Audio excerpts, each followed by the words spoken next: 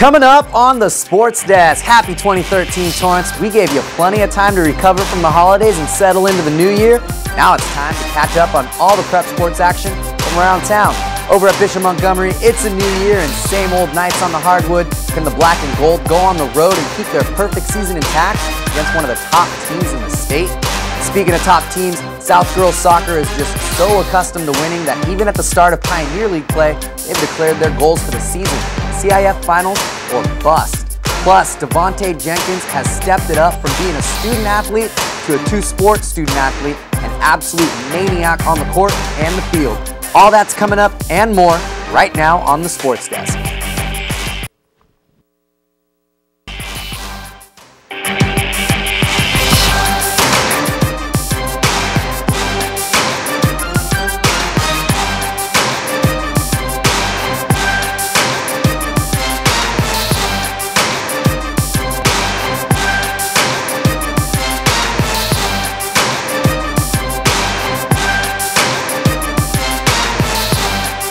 Hey there, Torrance. Happy 2013. Hope you didn't miss us too much. In fact, I hope you had a great holiday season, but so much has happened over the last few weeks that my vote is we just jump right into all the highlights and updates, so let's get right to it. First up, there's some pretty hot teams in the South Bay right now. A few have had our attention from the start of the winter, but even with high expectations coming into the season, an 18-0 start for the Bishop Montgomery Knights wasn't exactly a done deal. With wins against Westchester, Sarah, LA City, and teams from 5 different states, you can imagine confidence might be getting a little high on the Bishop Montgomery campus. So, what's the next test? Well, leave campus and take on the #1 Division III team in the state, St. John Bosco.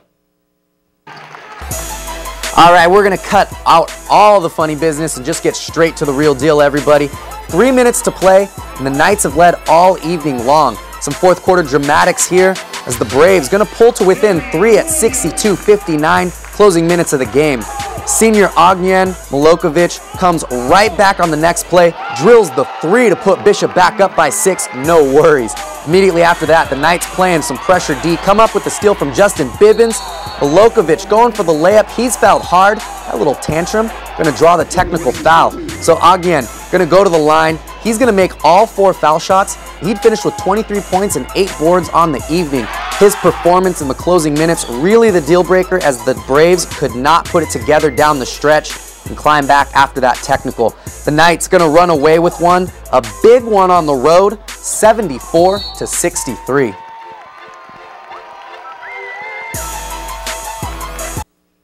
And no need to worry for Lady Knights fans, we haven't forgotten you. The girls basketball squad also on fire this season with a hot start of their own. Our Letitia Cahey caught up with the girls basketball team for a little mid-season checkup against the league opponent.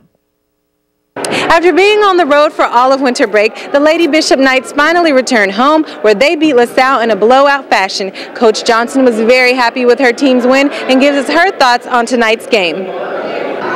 I would give us a B. You know, we're a very young team. We have a lot of things to learn and a lot of things to clean up. But I'm excited. They're really talented, and it's always fun to coach really young, good players. They're going to be, you know, excellent throughout their careers here. I try to tell my team that you can't let one player beat you. So we made a little adjustment. I had only seen them play one time, so you know, we knew that number 32 was somebody we were going to have to guard. But in the game I saw, she was more of a low block player. So, you know, they made a little adjustment, put her out on the perimeter a little bit more. So I just had to make a change defensively, and we were able to go from there. After the change, it opened up outside shots like this one from Danny Lee. Lee again gets it to go for 2. She put up 12 points for the Lady Knights. LaSalle still hanging around. Caroline Knopp with a nice block gets it to Candace Smith, who finishes for 2. Smith had 22 on the night. Bishop Montgomery led LaSalle 43-25 at the half. Back the other way for Bishop. Lee off the turnover puts it in. Christine Delapina finds now Chiota behind the arc for 3. Chiota led Bishop with 14 points. LaSalle getting shut out of the paint and the game falls to Bishop Montgomery 70-48. So how does Coach Johnson plan to prepare for division rival South? Keep working on the things we've been working on. I'm a big fundamental coach, so practices are fundamental heavy. You know, if you have good fundamentals, then, you know, you can run any type of defense you want, you can run any offense you want. So I think just to keep, especially on the defensive end of the ball, working on our fundamentals. And the Knights follow that performance up against South High over the weekend by lapping the Spartans. They double up on South with a 71-35 score, move to 17-3 overall, not too far behind the Bishop boys as they have an impressive season of their own taking place right now. All right, everybody, coming up after the break, we got some more hoops up next. Torrance and South go head-to-head in the Pioneer League. Meanwhile, the El Camino Warriors thought they had a good thing going to start the season, only to find out there's more to winning consistently than meets the eye. See if they can find the answers they've been looking for when we come back.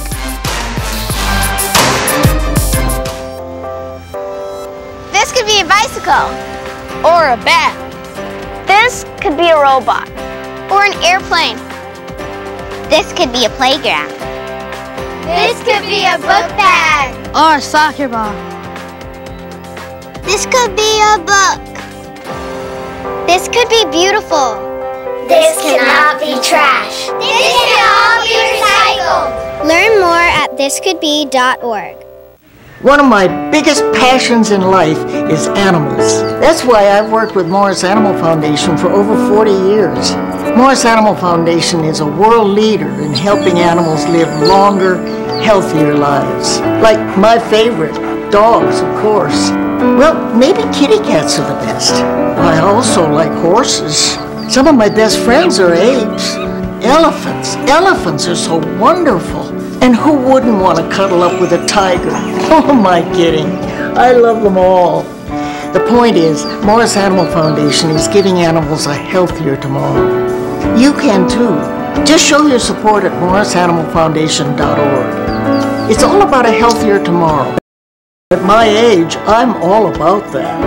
To help cats, dogs, horses, and wildlife live healthier lives, visit morrisanimalfoundation.org, where we are advancing science that will create a healthier tomorrow for animals.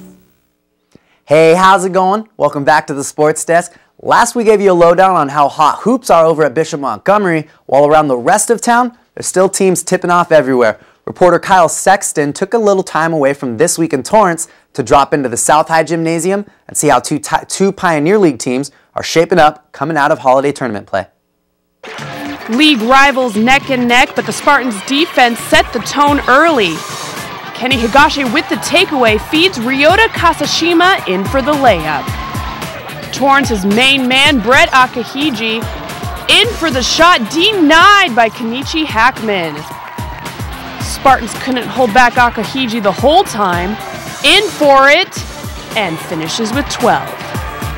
Second half, Spartans' defense becomes too much for the Tartars to handle.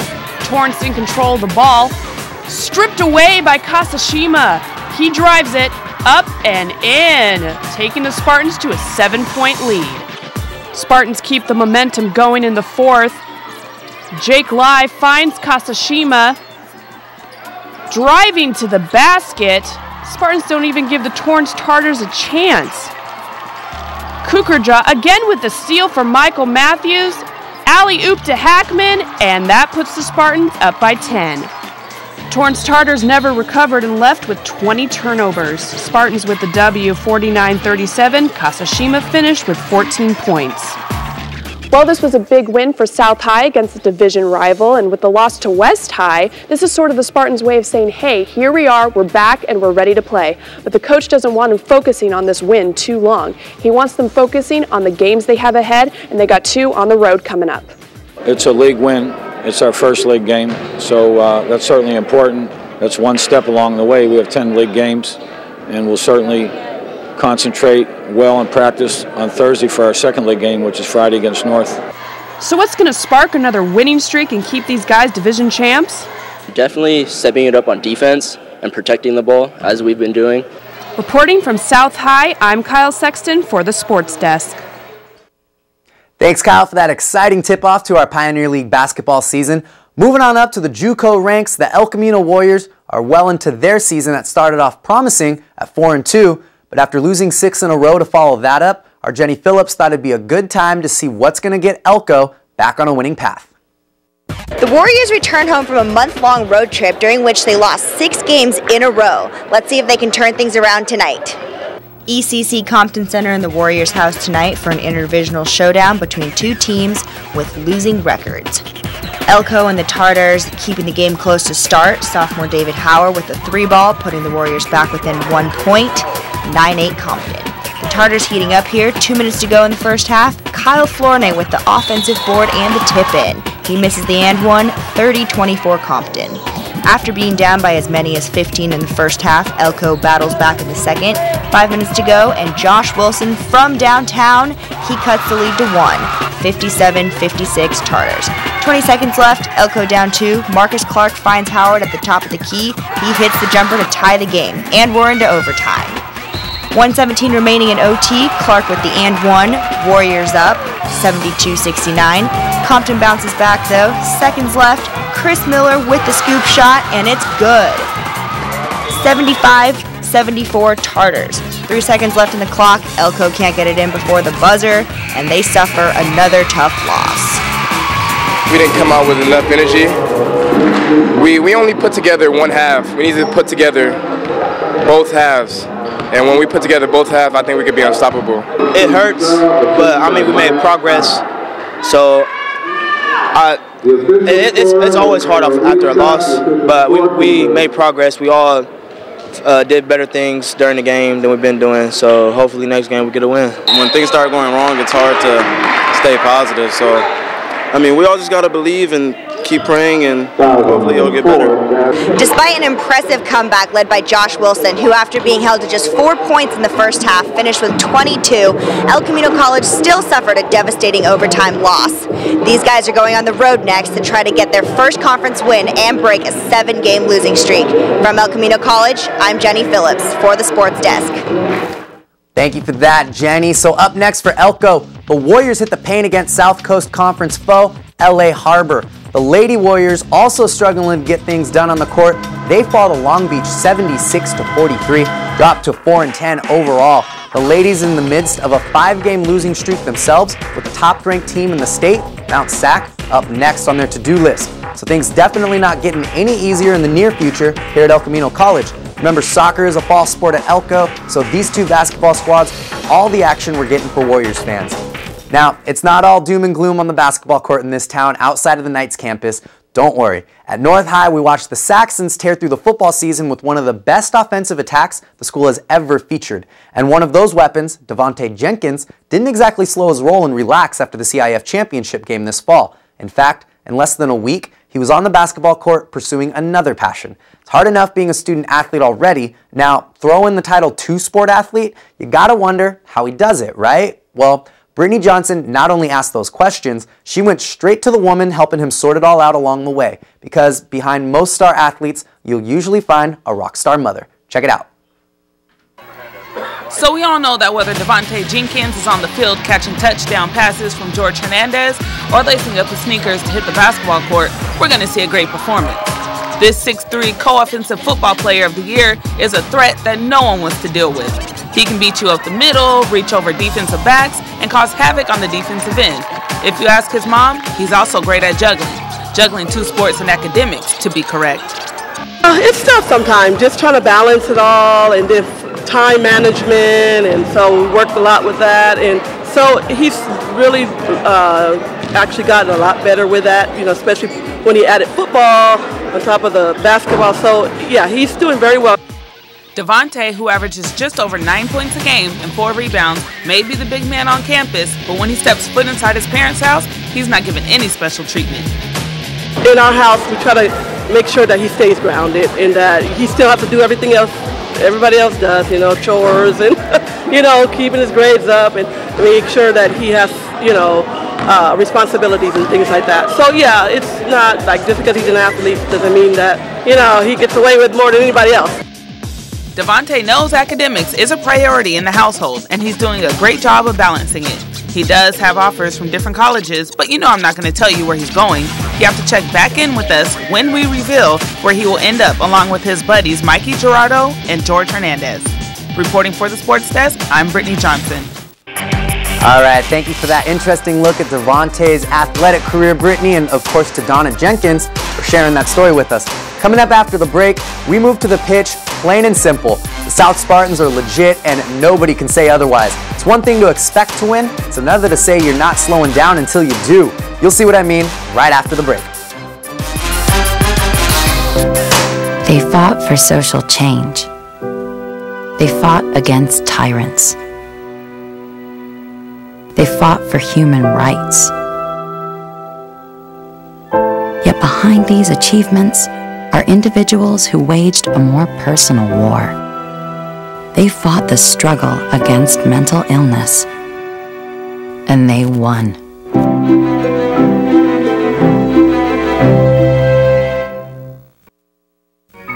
If I ride, I will know the way the trees smell after the rain. I will grow a heart so strong that hospitals will take Tuesdays off. If I ride uphill, I will eventually get to ride downhill. That's how it works. If I ride, my breath will fill the air instead of smoke and car exhaust. If I ride, road rage will turn into laughter. And I won't be a boy or a girl. I will just be a rider. If I ride, I will be strong.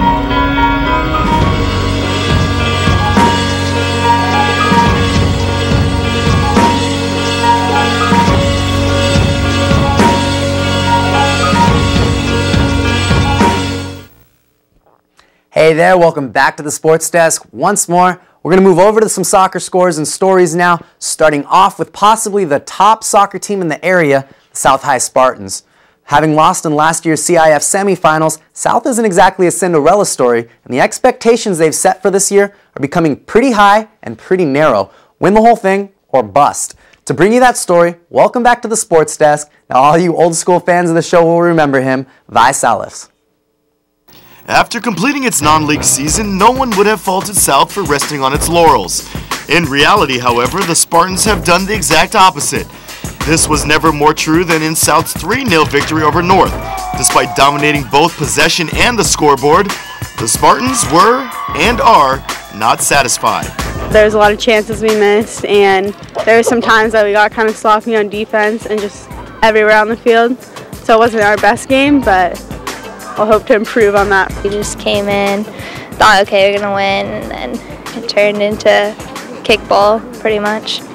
So far, South's glorified version of kickball has been working. But as head coach Brad Gomez explains, that game plan will not take the Spartans as far as they have grown accustomed to in postseason play. We've been in the CIF finals, or the semifinals the last 5 years. We've been in the finals 2 years in those 5 years. You know, I think the girls, if we don't get to the final again this year, will be disappointed. We still got to win games. We still got to play better soccer. I mean, we have the potential, but again, we still got to do it. South has been doing it convincingly on the pitch this season, and to add insult to injury, not only do opponents have to contend with the Spartans, but also the weather.